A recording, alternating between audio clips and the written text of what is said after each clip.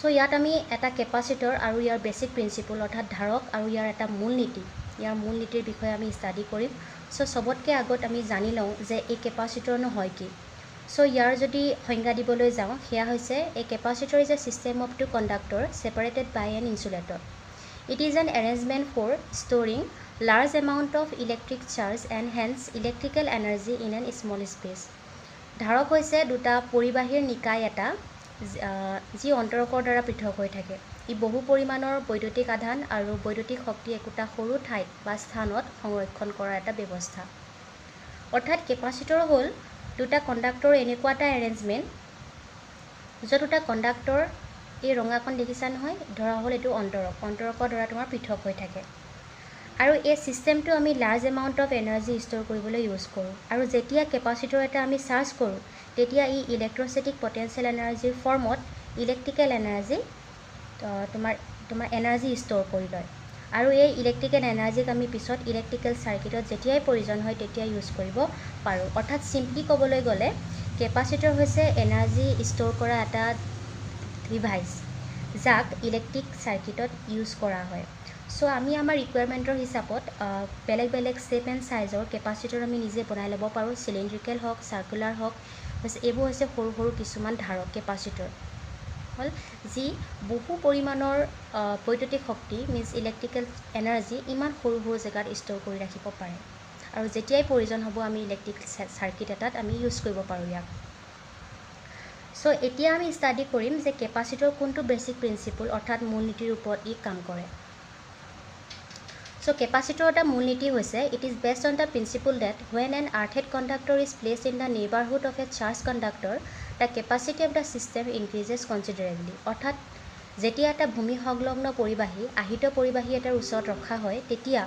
নিকায়টোৰ ধাৰণ ক্ষমতা ক্ৰমে বৃদ্ধি হয়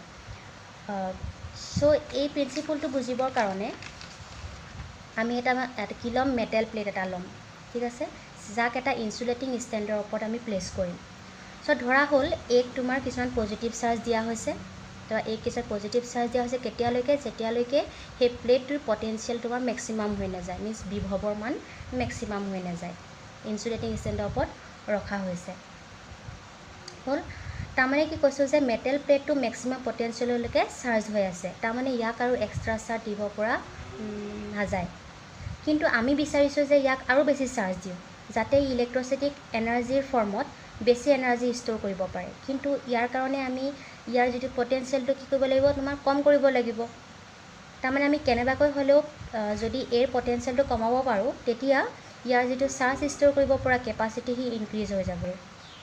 ঠিক আছে সো আমি তাৰ কাৰণে এৰ ওচৰলৈ আন এটা কণ্ডাক্টৰ আনিম যি তোমাৰ আনচাৰ্জ কণ্ডাক্টৰ এটা আনিম বি হ'ল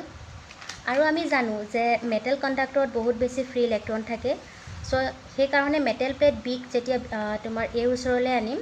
তেতিয়া কি হ'ব এৰ যি পজিটিভ চাৰ্জ সি বিৰ যি ফ্ৰী ইলেক্ট্ৰনবিলাকক তাৰ ফালে তোমাৰ এট্ৰেক্ট কৰিব হ'ল তাৰ কাৰণে বি প্লেটৰ যিটো বাওঁ সাইডত তোমাৰ নিগেটিভ চাৰ্জ ইনডিউস হৈ যাব আৰু সোঁ সাইডত পজিটিভ চাৰ্জ ইনডিউস হৈ যাব হলেও দেখা যায় যে যি পজিটিভ আৰু নিগেটিভ চাৰ্জ এই বি প্লেটৰ ইনডিউস হৈ আছে তাৰ ম্যাগনিটিউড সেম মিন্স মান একে সো তাৰ কাৰণে বি প্লেটৰ যিটো নেট চাৰ্জ মিন্স মুঠ আধানৰ মান তোমাৰ 0 হ'ব অৰ্থাৎ প্লেট বি এতিয়াও নিউট্ৰেল অৱস্থাত আছে মিন্স উদাসীন সো এতিয়া আমি প্লেট বি গ্ৰাউণ্ডেড মানে কি কৰিম আৰ্থৰ লগত কানেক্ট কৰি দিম আৰ্থেড কৰি দিম সো দেখা যায় যে প্লেট বিৰ সোঁফালে যি পজিটিভ চাৰ্জ আছে সি প্লেট এৰ পজিটিভ চাৰ্জৰ দ্বাৰা ৰিপেল হৈ গ্ৰাউণ্ডৰ ফালে গুচি যাব কিন্তু প্লেট বিৰ যে নিগেটিভ চাৰ্জ সি তোমাৰ প্লেট এৰ পজিটিভ চাৰ্জৰ লগত তোমাৰ এট্ৰেকশ্যনত থাকিব সো তাৰ কাৰণে ই থাকি যাব নিগেটিভ চাৰ্জ আৰু পজিটিভ চাৰ্জবিলাক ইয়াৰ পৰা ৰিপেল হৈ গুচি যাব তাৰমানে দেখিবলৈ কেনেকুৱা হ'ব প্লেট বিৰ ওচৰত থাকি গ'ল অকল নিগেটিভ চাৰ্জ আৰু প্লেট এৰ ওচৰত থাকি গ'ল অকল পজিটিভ চাৰ্জ সো এই চাৰ্জগিটাৰ কাৰণে সিহঁতৰ নিজাকে এখন ইলেক্ট্ৰিক ফিল্ড ফৰ্ম কৰিব পজিটিভ টু নিগেটিভ ডিৰেকশ্যন ঠিক আছে সো আমি কি জানো যে য'ত ইলেক্ট্ৰিক ফিল্ড থাকে তাত যিকোনো চাৰ্জৰ ইলেক্ট্ৰষ্টেটিক পটেঞ্চিয়েল এনাৰ্জিও থাকে, অৰ্থাৎ ছিষ্টেমটোক দিয়া চাৰ্জে এখন ইলেক্ট্ৰিক ফিল্ড সৃষ্টি কৰিব আৰু লগতে ইলেক্ট্ৰষ্টেটিক পটেঞ্চিয়েল এনাৰ্জিৰ ৰূপত এনাৰ্জি ষ্ট'ৰ কৰি ল'ব। অৰ্থাৎ এই ছিষ্টেমটোত য'ত দুটা কণ্ডাক্টৰ আছে, এটা আৰ্থেড হৈ আছে, এটা চাৰ্জ হৈ আছে, গতিকে ই এনাৰ্জি ষ্ট'ৰ ডিভাইচৰ দৰে কাম কৰিব আৰু ইয়াকে আমি কওঁ কেপাচিটৰ বুলি। চ' এতিয়া প্লেট বিত থকা নিগেটিভ চাৰ্জৰ কাৰণে ইয়াৰ চাৰিওফালে নিগেটিভ পটেঞ্চিয়েলৰ সৃষ্টি হ'ব আৰু ফাৰ্ষ্ট প্লেট এক যিহেতু বিৰ ওচৰতে ৰখা হৈছে, চ' ছেকেণ্ড কণ্ডাক্টৰৰ কাৰণে প্লেট এ কিছু নিগেটিভ পটেঞ্চিয়েলি পাব।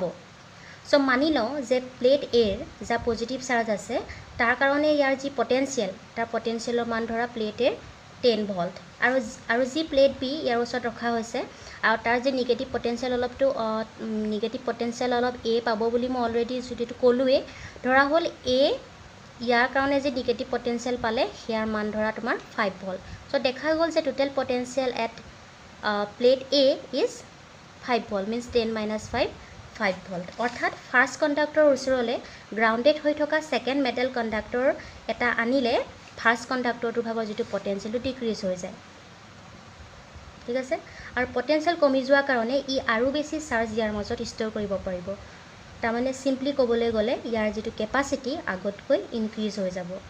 তাৰমানে আমি কি ক'ব পাৰোঁ যে capacity of an insulated conductor is increase considerably by bringing it near an uncharged earthed conductor. এটা অনাহিত ভূমি সংলগ্ন তোমাৰ পৰিবাহী এটাৰ ওচৰলৈ আহিত পৰিবাহী এটা যদি আনা, তেতিয়া আহিত পৰিবাহীটোৰ যি তোমাৰ ধাৰণ ক্ষমতা ক্ৰমে বৃদ্ধি পায়। এইটোৱে হৈছে প্ৰিন্সিপল অফ কেপাচিটৰ, ঠিক আছে, মিনছ ধাৰকৰ মূল নীতি।